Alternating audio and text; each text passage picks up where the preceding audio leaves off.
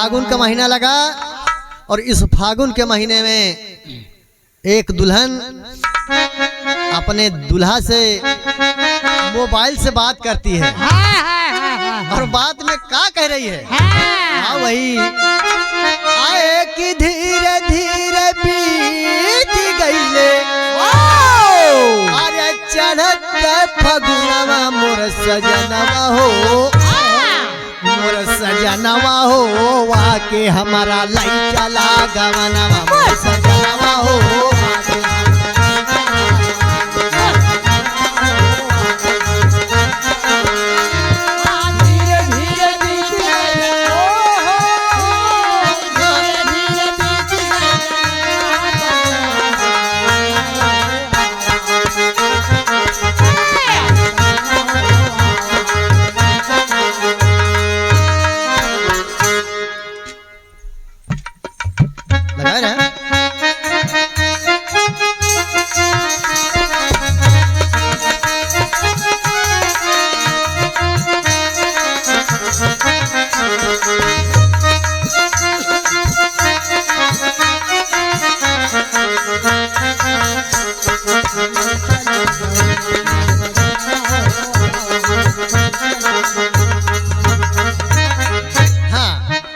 ये तो तर्ज रहा, लेकिन इधर देखें आज हमारे देश की हालत बहुत ही खराब है।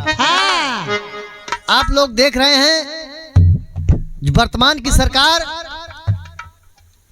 14 में जिताए 19 में जिताए 2024 लगा इलेक्शन फिर होगा। होश में रहना है, कहना है कि धीरे धीरे देख ले अरे धीरे धीरे बीत गईले अरे 10 साल दिनवा मोर बीरनवा हो मोर बीरनवा हो देख ले मोदी कैसा बीरनवा हो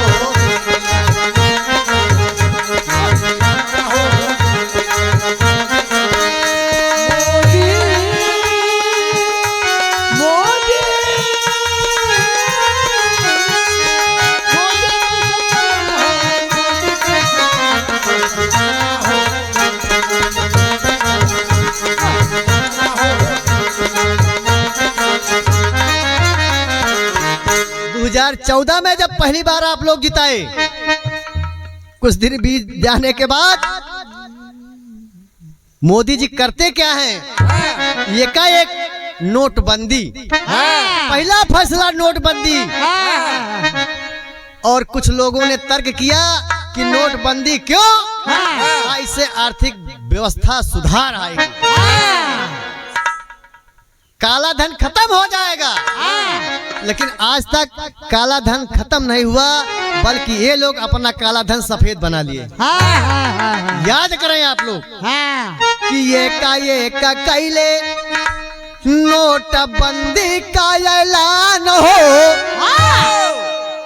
और लाइन में लगाया लड़का बूढ़वा और जवान हो।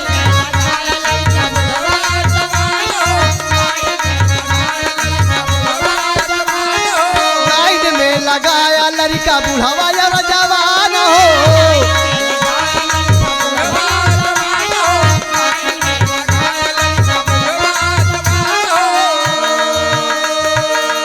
1000 का नोट बंद और 2000 को नोट चालू।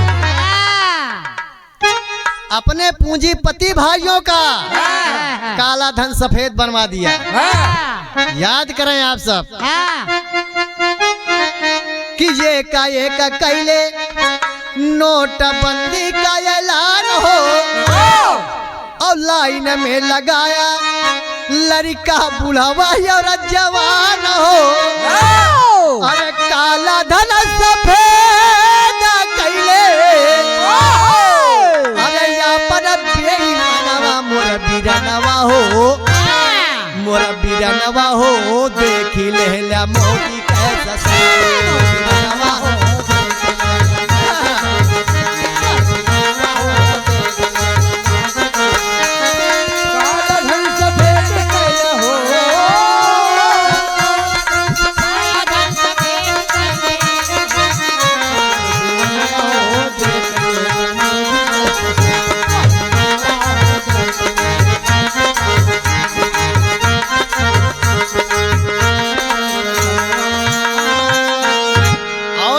कहना है, कहा कि हमारी सरकार लाइए,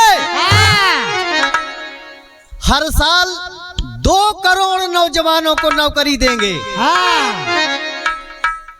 जो महंगाई तनी है, महंगाई खत्म कर देंगे, बेरोजगारी खत्म कर देंगे और भ्रष्टाचार खत्म कर देंगे।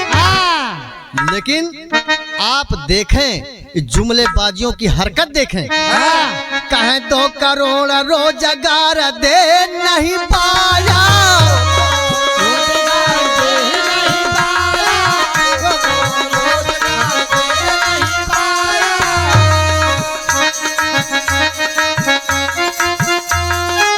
रोजगार नहीं दे पाया, बल्कि जो नौकरी पेशा में थे उनकी पेंशन खत्म और नौकरी भी खत्म। कहना है कि 2 करोड़ रोजगार दे नहीं पाया और पेंशन खत्म करके नौकरी भी खाया।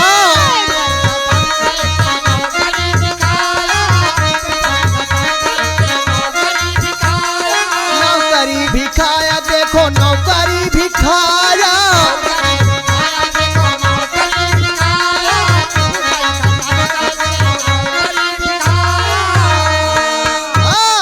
अरे बेच दिया देशवा, देश बेचना चालू। जैसे दुकान पर बनिया लोग सामान बेचत हैं, वैसे थोक के भाव में, फुटकर के भाव में जितने भी संसाधन थे देश के बेचना चालू। तो बेच दिया देशवा, अरे बेच दिया देशवा, जितने संसाधनवा मोर बीरनवा हो, मोर बीरनवा हो, देखी ले मोदी कैसा मोर बीरनवा हो।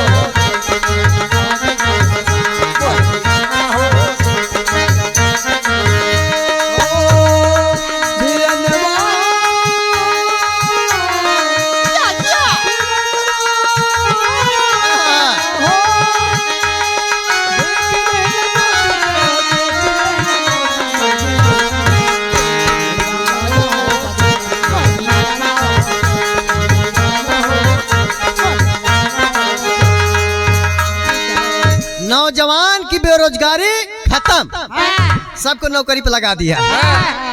2 करोड़ कहा था तो 2 करोड़ कमा रहा हर साल और पर्चा लीक करवा रहा, आमदनी ऊपर से अपना कर रहा है। 2 करोड़ रोज नौजवान रोजगार की आशा में बेरोजगार हो रहे हैं। ये तना नहीं, अरे नौजवान का तो बात छोड़िए, इस देश का किसान जिसको अन्नदाता कहा जाता है, हमारे देश की 70% आबादी गांवों में निवास करती है, मेहनत मजदूरी करती है, अन्न उपजाती है और उसी अन्न की बदौलत ये लोग अन्न खा करके उसी अन्नदाता का मजाक उड़ा रहे हैं। 700-800 किसान शहीद हो गए। समर्थन मूल्य कहा था देंगे, महंगाई खत्म कर देंगे, अनाज का समर्थन मूल्य देंगे, लेकिन नहीं दिया। अनशन प्रदर्शन करते रहे, किसान लोग मर गए, बॉर्डर पे पत्थर गड़वा दिया और जहाज से पानी की बरसात करवा दिया, आंसू का गोला छुड़वा दिया। यह है अन्नदाता के साथ खिलवाड़। जिसकी थाली में खाना उसी की थाली में छेद करना। तो कहना है आज अन्नदाता परेशान है। जब अन्नदाता का नहीं हुआ, किसानों का नहीं हुआ, नौजवानों का नहीं हुआ, उसके बहाने इसकी मनसा थी कि अपने मित्र साथियों को ये पूरा खेत जो है उसको एक लाइन से दे दे, खेती करे किसान और फसल उगावे किसान और उसका दाम हल करे इसका इनके मित्र अडानी अंबानी। तो कहना है कि अन्नदाता का कैले आज तक निराश हो। आज भी आस लगाए है हमारे देश का किसान कि मोदी जी समस्या हल कर देंगे, लेकिन समस्या हल करने के बजाय समस्या बढ़ा दे रहे हैं। समस्या बढ़ा इसलिए दे रहे हैं कि जब किसान हमारी बात नहीं मानता है तो तुम फसल पैदा करो, हम उस फसल को साड़ छोड़वा को जुड़वा देंगे।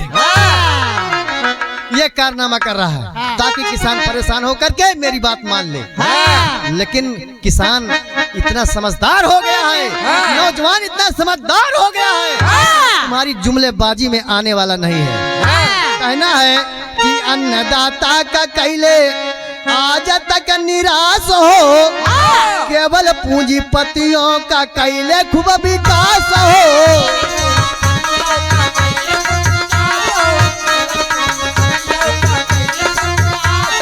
कैले खूब विकास भैया, कैले खूब विकास हो।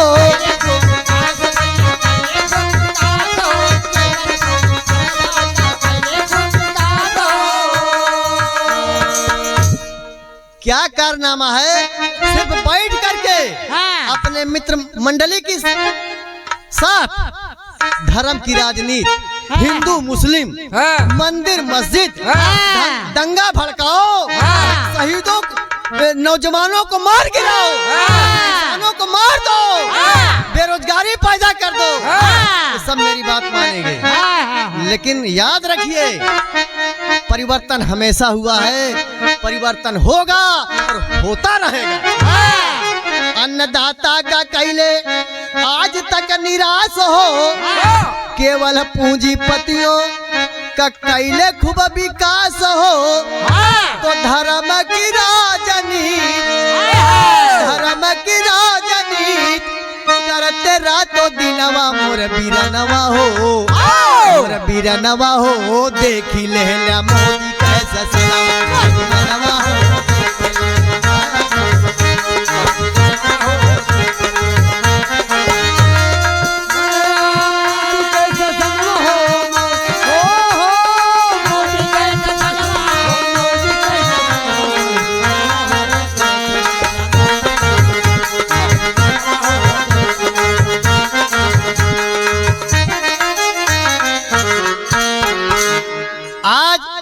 इस देश का किसान नौजवान सब समझ रहा है, लेकिन आज मोदी जी अपने भाषण में कहते हैं कि मैं इस देश के 80 करोड़ लोगों को 5 किलो राशन मुफ्त में दे रहा हूं, और ये नहीं कह पा रहे हैं कि हमारे देश में 80 करोड़ लोग भूखमरी के शिकार हैं। नहीं तो देश में धज्जी उड़ जाएगी। कान पकड़ने इधर की बजाय इधर से, लेकिन बात है कि हमारे देश में 80 करोड़ लोग भूख की कगार पे हैं। उनको कह रहे हैं कि मैं फ्री में 5 किलो राशन दे रहा हूँ। मजाक बना दिया है गरीबों के लिए। कहना है ये कुर्सी के लिए, अपनी कुर्सी के लिए कुछ भी करने के लिए तैयार है। गरीब को और गरीब बना रहा है, अमीर को और अमीर बना रहा है। कहना है कि कुर्सी के खातिर कुछ भी करने को तैयार हो, और गरीब नौजवान अब किसान होशियार हो।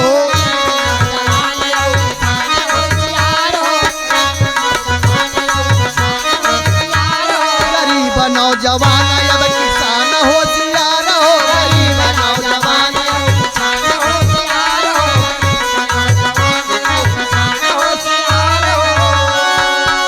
इसलिए कहना है कि काम नहीं आए अनुपम,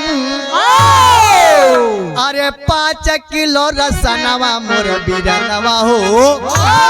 समझ रहा है हमारा भाई, उस 5 किलो राशन की जगह एक एक परिवार से एक एक नौकरी दे देते, देश की सारी समस्या जल्द से खत्म हो जाती। तो काम नहीं आए अनुपम, अरे 5 किलो रसनवा मोर बीरनवा हो, देखी लेला मोदी कैसा सनवा मोर बीरनवा हो।